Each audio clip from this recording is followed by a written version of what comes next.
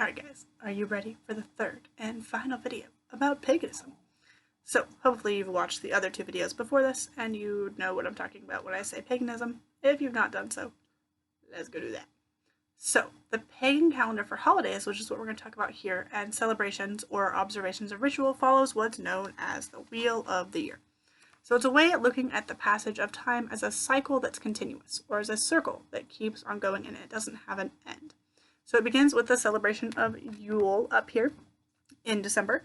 So Yule is a word that is Norse and it means wheel. And it's a way at looking, and then we have over here in February, we have the holiday of Imbolc. And that is a word, Imbolc is Irish Gaelic and it means in the belly. And then here we have Ostara. So Ostara, you guys, is a Saxon name for a goddess of spring, and it's the spring equinox. And then we have Beltane. Beltane is Irish or Gaelic for bright fires. So you can't see that. Beltane, bright fires. And then we have MidSummer. And it also can be called Litha. MidSummer is Scandinavian, is Norse or Anglo-Saxon, and it means longest day for Litha. And then after that, we have one that has quite a few names. The one I picked for our cards is Llamas, because it's easiest for us to say. It can also be called Lunasa, and a couple other different names, but it is the Festival of the Breads or Festival of harvest grains. And then we have Maibon or Maibon, depends on who you ask as to how it's pronounced, and it is a fall celebration, and it's believed that it's the Welsh word for sun, is what it's named after. And then we have Samhain. Samhain, you guys, is a Irish Gaelic word and it means summer's end, and that is our fall equinox. So, and then it goes back to Yule and it continues again through our seasons and goes through. We're going to talk about what each of those means. So we're going to start with Yule because that's the first one in the calendar. Yule, you guys, I have a Yule log here. Yule log cake. So Yule can also be known as midwinter or the winter solstice. It symbolizes the halfway point in the dark part of the year, so when the nights are longer and the days are shorter, and it's the longest night of the year, and the days get longer after that date. Because of that, it's often referred to as the day when the sun is reborn. So traditional celebrations include evergreen branches or trees, because those are continually green even in winter, bonfires and candles, and a Yule log, which can be the first log you put in your fireplace throughout the year. In modern times, a lot of people have Yule log cakes like the one here. And the returning of the light is a really big part of the celebration, and the celebrations, depending on the individual and the pagan, can last from 1 day to over a week. It really just depends. So, the next one on our Wheel of the Year, you guys, is Imbolc or Imbolg. It can be spelled with a C or a G, and that's on February 2nd. And it's the halfway point between that winter solstice and the spring equinox. So midway between winter and spring. And it's kind of a reminder that winter is not going to last forever and that spring is coming. So I have this picture here that was sent to us by our speaker here of an altar that they put up for the holiday there.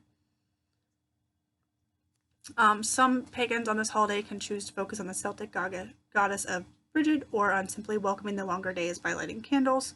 And it's also kind of that time for what's known as spring cleaning, or of renewal kind of the season. Our next holiday, you guys, the third one in the wheel, is Ostara, or the spring equinox, and it's one of the days of the year when the day and the night are equal length, because it's equinox. And it marks the beginning of that light half of the year and the beginning of new growth with springtime. So we have another altar here for Ostara. So baby animals are often seen this time of year, as well as new green plants that are starting to grow. Celebrations of the holiday can include things like dyeing eggs, rabbits, and the planting of seeds. And it's a day to really celebrate winter being over and spring coming. All right, after Ostara, you guys, we move to Beltane. Beltane can also be called May Day. Not May Day like help, but like May Day, the holiday that we celebrate here in the United States. But Beltane, you guys, is this picture here. So Beltane is the day that's midway between Ostara and MidSummer. So we just talked about Ostara, and then halfway to our next solstice is Beltane. Boom. So Beltane celebrates early summer, and it's the beginning of that summer growth that will later turn into a good harvest. It's often celebrated with fire, and it's a popular time for people to get married. So one common celebration seen around the world is that kind of dancing around a maple. So that's what those people are doing there, dancing around a large maple. Maypole, not maple. I realized that pronunciation there. All right, so we talked about Beltane. We have 4 more left before we get through our cycle back to Yule. So the next one, you guys, so we've gone through Yule starting off with like winter and kind of into early spring, and now MidSummer. So MidSummer, or Litha, is on June 21st, and it's the longest day of the year. So the sun, for us here in the Northern Hemisphere, is at its brightest and strongest on this day. It's called MidSummer because even though it's not in the middle of the summer, it is in the middle of the growing season for plants and for what we want to harvest. It's actually celebrated around the world by a lot of different cultures. Celebrations can include bonfires, dancing, a large meal or feast, and it's time to celebrate growth and life. And here we have an example of a MidSummer or Litha altar there with some stuff on it that pertains to the holiday. So, MidSummer, middle of summer, summer is beautiful and warm, and then we kind of get towards the harvest celebrations with Llamas. So Llamas is the first of the harvest celebrations, and it falls midway between MidSummer and the fall equinox, which is Maibon. So Llamas celebrates the first harvest of grains, so things like wheat, that can then be made into things like bread. So typical celebrations following with that can include things like baking bread or other grain-based foods. So there's a couple there: pasta, bread, wheat, corn, all the grains. After Llamas, you guys, we have Maibon or Maibon. Maibon is also known as the fall equinox. So remember, that means that the days and the nights are equal length, and we had another one back in the spring, which was Ostara. We had a couple things between. So Maibon is usually around September 21st to 24th, and just like on the spring equinox, like I said, equal day, equal day. Maibon is a celebration of harvest, reflection, so looking back kind of on the year, and preparation for winter. The end of that second harvest is celebrated by visiting friends and eating together. The balance of the light and the dark are also celebrated on Maibon because it's that set day, set night, same. And traditional foods here at this time are things from that second harvest, like squash, apples, and corn, that are eaten. And here we have a picture of a altar for that, that's got some of those things that are associated with the holiday. Cool.